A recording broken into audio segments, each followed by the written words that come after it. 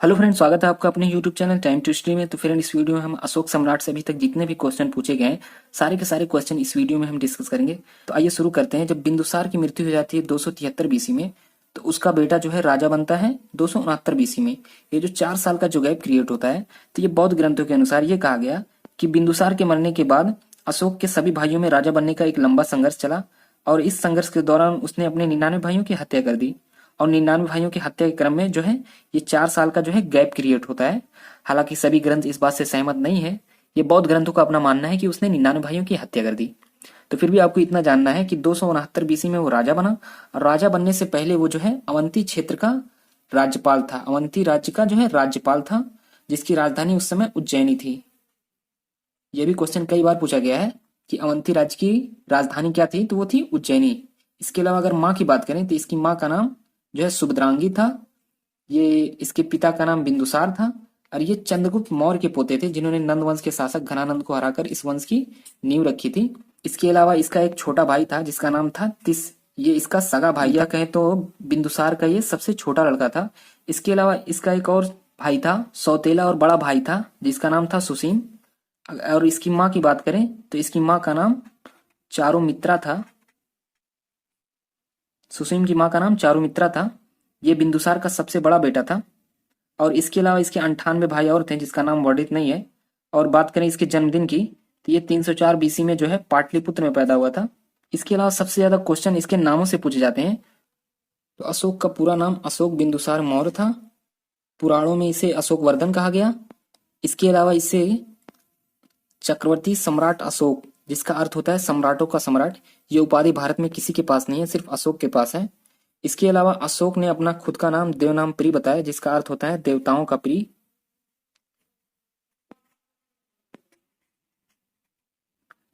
अशोक का नाम अशोक किस अभिलेखों में मिलता है, ये क्वेश्चन कई बार पूछा गया है। तो मास्की, गुर्जरा, नेतुर, उडेगोलम, इन 4 अभिलेखों में अशोक का नाम अशोक पाया गया। इसके अलावा मास्की में इसका एक और नाम मिला है, जिसका नाम था बुद्ध शाक। बुद्ध शाक, ये नाम मास्की अभिलेख में मिला है। इसके अलावा इसने देवनाम प्रियदर्शी को वंशांगत उपाधि बताई। बाप दादाओं की उपाधि जो है इसने देवनाम प्रियदर्शी को बताया। अब बात करते हैं अशोक की पत्नियों से। तो अशोक की 5 पत्नियां थीं, जिसमें से महादेवी, कारुबाकी, तिसरक्षिता, पद्मावती और 5वीं थी असंमित्रा। और सबसे प्रिय पत्नी की बात करें तो ये इनकी सबसे प्रिय पत्नी थी कारुबाकी। इनके एक बेटे का प्रमाण मिलता है तीवर का। और इसके अलावा महादेवी से 3 संतान हुए, जिसका नाम महेंद्र, संमित्रा और तीसरी थी चारुमती। आप आगे पढ़ेंगे कि इन दोनों को इसने श्रीलंका भेज दिया था बौद्ध धर्म के प्रचार के लिए। महेंद्र और संमित्रा को इन्होंने श्रीलंका भेज दिया था। इसके अलावा पद्मावती से एक पुत्र का प्रमाण मिला है, जिसका नाम था कुणाल। अशोक के बाद यही उत्तराधिकारी बनते हैं मौर्य वंश के। इसके अलावा इन दोनों के बेटे के प्रमाण तो नहीं मिला, लेकिन इनके बारे में यह कहा गया कि ये बौद्ध विरोधी थी। जो बुद्ध गया का जो वृक्ष था उसको इन्होंने नष्ट करवा दिया था, तिसरक्षिता। और असंमित्रा के बारे में यह कहा गया कि ये जब अशोक मरे थे 232 बीसी में, उन्हीं के आसपास भी इनकी भी मृत्यु हो जाती है। इसके अलावा राजतरंगिणी से अशोक के तीसरे बेटे जलौक का प्रमाण मिला है। यह भी क्वेश्चन कई बार पूछा गया है। अब बात करते हैं अशोक के समय विश्वविद्यालय की। तो अशोक के समय 23 विश्वविद्यालय की स्थापना की गई थी। हालांकि 23 विश्वविद्यालय के प्रमाण हमारे पास तो नहीं है, लेकिन उस समय कुछ विश्वविद्यालय थे जो मौर्य वंश के अधीन थे। उनमें है तक्षशिला, नालंदा, विक्रमशिला और कंधार। ये विश्वविद्यालय मौर्य वंश के अधीन थे और इन्हीं के देखरेख में कार्यरत थे। बात करें तक्षशिला की, तो ये 700 बीसी में बना है, और ये 700 बीसी के आसपास में बना है ये। और ये इसे विश्व का सबसे पहला विश्वविद्यालय होने का भी खिताब इसी को हासिल है। जब संसार में चिकित्सा की भी परंपरा नहीं थी, तो उस समय ये जो है आयुर्वेद विज्ञान का सबसे बड़ा केंद्र माना जाता था। 450 के आसपास की बात है। ये आयुर्वेद विज्ञान का सबसे बड़ा केंद्र माना जाता था। और इसकी स्थापना की बात करें तो 450 से 470 बीसी के आसपास इसकी भी स्थापना हुई थी। अब सबसे महत्वपूर्ण है कलिंग पर आक्रमण। यहां से क्वेश्चन पूछा जाता है 261 बीसी में जब अशोक ने कलिंग पर आक्रमण किया था, तो उसका उद्देश्य क्या था? आर्थिक था या राजनीतिक? तो इसका जो है उद्देश्य जो है आर्थिक था। आर्थिक कैसे था, आइए थोड़ा मैप से समझते हैं। यहाँ पे दक्षिण पूर्व एशिया इंडोनेशिया में एक द्वीप है जावा सुमात्रा। यहाँ से जो है मौर्य जो है मसालों का व्यापार करते थे, जिसके कारण उन्हें व्यापारिक मार्ग सबसे पहले यहाँ पे पूरब की तरफ एक बंदरगाह है ताम्रलिप्ति बंदरगाह, वहां से होते हुए उन्हें यहाँ आना पड़ता था। जिसके कारण ये देखा गया कि इनको लागत जो है ज्यादा लगती थी और प्रॉफिट कम होता था। जब उन्होंने कलिंग को जीता, तो कलिंग के बंदरगाहों का सीधा उपयोग करके वो यहाँ से व्यापार करते थे और ये भी देखा गया कि इन्हें जो है लागत भी कम लगती थी और प्रॉफिट भी क्या है ज्यादा होता था, जिसके कारण ये कहा गया कि कलिंग पर जो है इनका युद्ध करने का जो उद्देश्य था वो आर्थिक था, ना कि राजनीतिक। अगर हम बात करें कलिंग युद्ध की, इसमें इतना नरसंहार क्यों हुआ, तो इसका एक कारण था, यहाँ के जो नागरिक थे, बच्चे बूढ़े नौजवान, सभी ने जो है इस युद्ध में देश प्रेम के कारण इस युद्ध में हिस्सा लिया। और यहाँ के जो राजा थे, नंद वंश के शासक अनंत पद्मनाभन, इनके पास ये कहा गया कि इनके पास 80,000 अच्छी नस्ल की जो है हाथियां थी और मोर के पास ऑलरेडी एक विशाल सेना थी। उसके साथ साथ ये इसके जो बाहरी देशों से संबंध थे, जैसे सीरिया और मिस्र से, इनसे इन्होंने जो है क्या किया, किराए पे सैनिक बुलवा रखे थे, जिसके कारण इनकी सेना की ताकत दुगनी हो गई। हालांकि इस युद्ध में कलिंग की सेना बहुत ही बहादुरी के साथ लड़ी थी, क्योंकि पूरा कलिंग शहर जो है युद्ध के मैदान में बदल गया था, लेकिन वो मौर्य की एक विशाल सेना के आगे ज्यादा समय तक टिक नहीं पाते हैं और वह युद्ध हार जाते हैं। जब अशोक जो है उस रणभूमि में पहुंचता है, तो वो सैनिकों को देखकर उसकी आंखें नहीं खुली, बल्कि वहां के मासूम बच्चे बूढ़े महिलाओं को देखकर जो है उसकी आंखें खुली। और उसने इसी युद्ध में जो है उसने फैसला किया कि आने वाले भविष्य में कभी युद्ध नहीं करेगा, बल्कि युद्ध की जगह पे धम्म नीति को अपनाएगा, अर्थात फेरी घोष की जगह पे धम्म घोष अर्थात धर्म के मार्ग पर चलेगा, युद्ध के मार्ग पर कभी नहीं चलेगा। तो कई बार क्वेश्चन पूछा जाता है कि अशोक ने किस युद्ध के बाद जो है अपने धार्मिक नीति में बदलाव लाया था, तो वो कलिंग युद्ध के बाद। और उसने ये बात कहाँ बताई, तो उसने अपने 13वें शिलालेख में जो है इस बात को बताया है। उस युद्ध के बाद ये एक बौद्ध भिक्षु से मिला जिसका नाम था उपगुप्त। उपगुप्त इसी उपगुप्त से इसने बौद्ध धर्म की दीक्षा ली और उसके बाद जो है बौद्ध धर्म को अपना लेता है। बौद्ध धर्म अपनाने से पहले ये शैव धर्म को मानता था, अर्थात भगवान शिव की जो पूजा करते हैं उन्हें शैव कहा जाता है। बौद्ध धर्म अपनाने के बाद इसने बौद्ध धर्म के लिए काफी ज्यादा प्रचार प्रसार किया। बौद्ध धर्म के प्रचार के लिए इसने अपने पुत्र महेंद्र और पुत्री संघमित्रा को श्रीलंका भी भेजा। वह बिहार गया से एक पीपल का वृक्ष भी लेकर गए थे, वही वृक्ष जो इसकी तीसरी पत्नी थी तिसरक्षिता ने जो है बाद में कटवा डाला था। उन्होंने श्रीलंका के राजा को उपहार स्वरूप ये पेड़ दिया। उसके बाद श्रीलंका के राजा ने जो है बौद्ध धर्म को अपना लिया और वर्तमान समय में भी जो है श्रीलंका में सबसे ज्यादा बौद्ध धर्म देखने को मिलता है। इसके अलावा संघमित्रा को इस नेपाल में भी भेजा, नेपाल में भी जो है बौद्ध धर्म का विकास हुआ। इसके अलावा इसने खुद भी घूम घूम करके जो है बौद्ध धर्म का प्रचार किया और बौद्ध धर्म के प्रचार के लिए इसने धर्म यात्राएं भी की। ये अपने शासन के 10वें वर्ष पहली यात्रा की बोध गया से, जहां गौतम बुद्ध को ज्ञान की प्राप्ति हुई थी। यहाँ से क्वेश्चन पूछा जाता है कि अशोक ने पहली धर्म यात्रा कहाँ की, तो वो बोध गया में। उसके अलावा इसने अपने शासन के 20वें वर्ष जो है रुम्बन देई जो लुम्बनी में पड़ता है, यहाँ पर एक अभिलेख भी है जो सबसे छोटा अभिलेख माना जाता है। यहाँ पर इसने कर को कम करने संबंधी बात की है। यहाँ पे जो है कुल आय का 1/8 कर लिया जाता था, ये भी आपके लिए इम्पोर्टेंट है। इसके अलावा अगर अशोक के धर्म यात्रा का क्रम बात करें, तो सबसे पहले इसने जो है गया से यात्रा की, जहाँ पे गौतम बुद्ध को ज्ञान की प्राप्ति हुई थी। उसके बाद कुशीनगर, जहाँ पे गौतम बुद्ध को निर्वाण की प्राप्ति हुई थी। उसके बाद लुम्बनी, जहाँ पे गौतम बुद्ध का जन्म हुआ था। उसके बाद जो है कपिलवस्तु, उसके बाद सारनाथ और सबसे अंतिम यात्रा इसकी थी श्रावस्ती। ये भी कई बार क्वेश्चन पूछा जाता है कि अशोक की सबसे अंतिम यात्रा कौन सी थी, तो वो श्रावस्ती थी। अब बात करते हैं शिलालेखों की। शिला पर कुछ लिखे जाते थे जिसके कारण इन्हें शिलालेख कहा गया। इनकी टोटल संख्या 14 पाई गई और यहाँ से सबसे ज्यादा क्वेश्चन पूछे जाते हैं। जो कुछ प्रमुख हैं उनको हम देखते हैं। प्रथम शिलालेख में जो है पशु बलि की निंदा की गई है। पशुओं को न मारने संबंधी बात जो है अशोक ने पहले शिलालेख में कही है। चौथे शिलालेख में भेरी घोष की जगह पे धम्म घोष की बात की गई। भेरी घोष का मतलब होता है युद्ध की नीति और धम्म घोष का मतलब होता है धर्म की नीति, अर्थात युद्ध की नीति न करके धार्मिक नीति संबंधी बात जो है चौथे शिलालेख में की गई है। इसके अलावा पांचवा शिलालेख सबसे महत्वपूर्ण है, जिसमें यह कहा गया धम्म महामात्र की नियुक्ति की गई। यह एक पोस्ट होता था जिसका काम था अलग अलग क्षेत्रों में जो है घूम करके धार्मिक भावनाओं को व्यवस्थित रूप देना, अर्थात धार्मिक विचारों को बढ़ावा देना। इसके लिए जो है धम्म महामात्र की नियुक्ति की गई थी। अब आते हैं 7वें और 8वें शिलालेख में। इसमें तीर्थ यात्राओं का उल्लेख मिलता है। अशोक ने जो है जितनी तीर्थ यात्राएं अर्थात धार्मिक यात्राएं की थी, वो गया से लेकर श्रावस्ती तक, सभी का वर्णन जो है 7वें और 8वें शिलालेख में पाया गया। और सबसे महत्वपूर्ण जो कि आपको हमेशा याद रखना है वो है 13वां शिलालेख, जो कि अशोक के शासनकाल के 90वें वर्ष गठित हुआ था और सबसे महत्वपूर्ण था। इस युद्ध के पश्चात ही अशोक का हृदय परिवर्तन होता है और वह भेरी घोष छोड़कर जो है धर्म के मार्ग पर निकल पड़ता है। तो 13वां शिलालेख में जो है कलिंग का वर्णन मिलता है, जो कि आपको हमेशा याद रखना है। यहाँ से क्वेश्चन कई बार पूछा गया है। अब बात करते हैं शिलालेखों की खोज की। तो शिलालेखों की खोज जो है सबसे पहले पादरेटी फैंथेलर ने की थी 1750 में और इसको सबसे पहली बार पढ़ा था जेम्स प्रिंसेप ने 1837 में, क्योंकि आज के समय की जो देवनागरी लिपि तो थी नहीं, उस समय की जो है ब्राह्मी, खरोष्टी, ग्रीक और आर्माइड लिपि का प्रयोग होता था शिलालेखों पे। अगर हम बात करें ये लिपियां कहाँ कहाँ पाई गई, तो अशोक के समय का मौर्य वंश का मैप है, हालांकि ये है नहीं पर आप मान सकते हैं। तो ये जो अफगानिस्तान का क्षेत्र है, यहाँ पे जो है ग्रीक और आर्माइक लिपि का प्रयोग देखने को मिलता है। और ये जो पाकिस्तान का क्षेत्र है और भारत का जो उत्तरी क्षेत्र है, यहाँ से जो है खरोष्टी लिपि का प्रयोग देखने को मिला। इस लिपि की एक खास बात यह थी कि ये दाएं से बाएं लिखी जाती थी और ब्राह्मी लिपि जो है बाएं से दाएं लिखी जाती थी। कई बार यहाँ से क्वेश्चन पूछा गया है खरोष्टी लिपि कैसे लिखी जाती है, तो ये दाएं से बाएं लिखी जाती है और ब्राह्मी लिपि बाएं से दाएं लिखी जाती है। तो ये आपको जानना बहुत जरूरी है। और अधिकांश क्षेत्रों में जो है ब्राह्मी लिपि का प्रयोग देखने को मिला है। ये कहें कि सबसे ज्यादा किस लिपि का प्रयोग देखने को मिलता है, तो वो है ब्राह्मी लिपि का।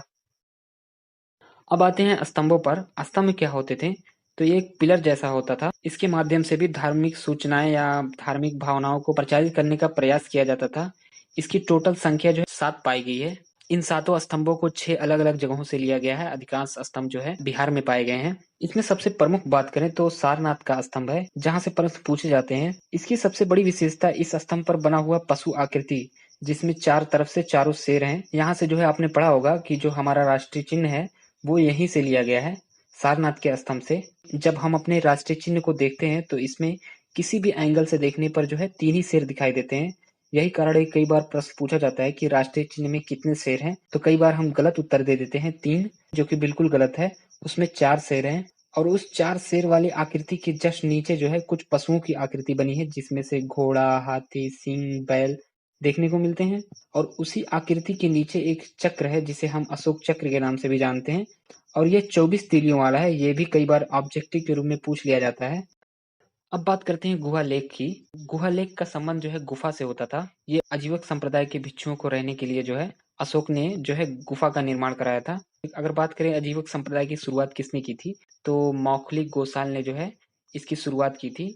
चूंकि अशोक के जो पिता थे बिंदुसार, वो आजीवक संप्रदाय को मानते थे, जिसके कारण अशोक ने उनके अनुयायियों को रहने के लिए अपने शासन के 12वें वर्ष जो है सुदामा गुफा का निर्माण कराया, जो कि बराबर की पहाड़ियों पर स्थित है। और 19वें वर्ष कड़चौपार गुफा का निर्माण कराया था, ये भी बराबर की पहाड़ियों पर स्थित है। और इसके अलावा इसका एक पोता था दशरथ, इसने जो है नागार्जुन की पहाड़ियों पर जो है 3 गुफा का निर्माण कराया था, गोपी, लोमर्सी और वर्थिका। ये भी जो है इसने आजीवक संप्रदाय के भिक्षुओं को रहने के लिए जो है निर्माण कराया था। इसके अलावा अगर बात करें बराबर की पहाड़ियों का आधुनिक नाम, तो खलवितक पर्वत के नाम से आजकल जाना जाता है इसे। अब बात करें जो है स्तूपों की, प्राचीन ग्रंथों के अनुसार ये कहा गया कि अशोक ने 84,000 स्तूप बनवाए थे, जो कि थोड़ा ज्यादा लगते हैं क्योंकि इतने स्तूप देखने को नहीं मिले।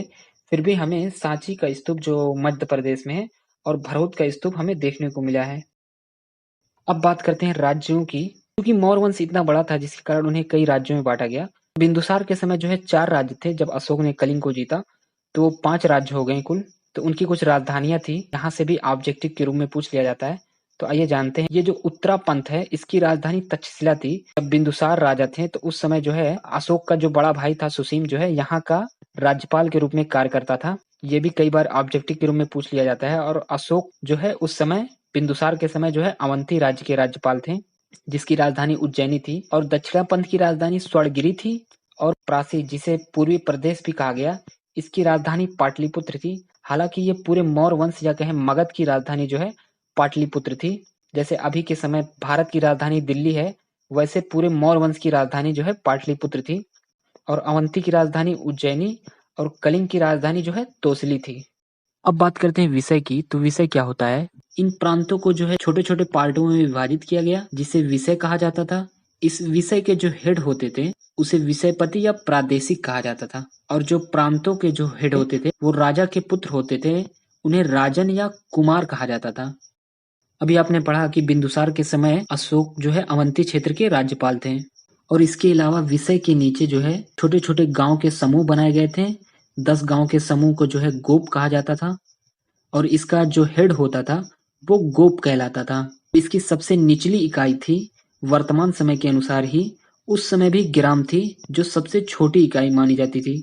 तो क्वेश्चन कई बार पूछा भी जाता है कि प्रशासन की सबसे छोटी इकाई क्या थी, तो ग्राम और प्रशासन की सबसे बड़ी इकाई देश। तो ग्राम होती है प्रशासन की सबसे छोटी इकाई और इसका जो हेड होता था वो कहलाता था ग्रामिक। तो इस प्रकार आप समझ सकते हैं कि वर्तमान परिस्थिति के समान ही जो है अशोक के शासनकाल में भी ग्राम स्तर, जिला स्तर, राज्य स्तर और देश स्तर पे जो है प्रशासन निर्धारित किए गए थे।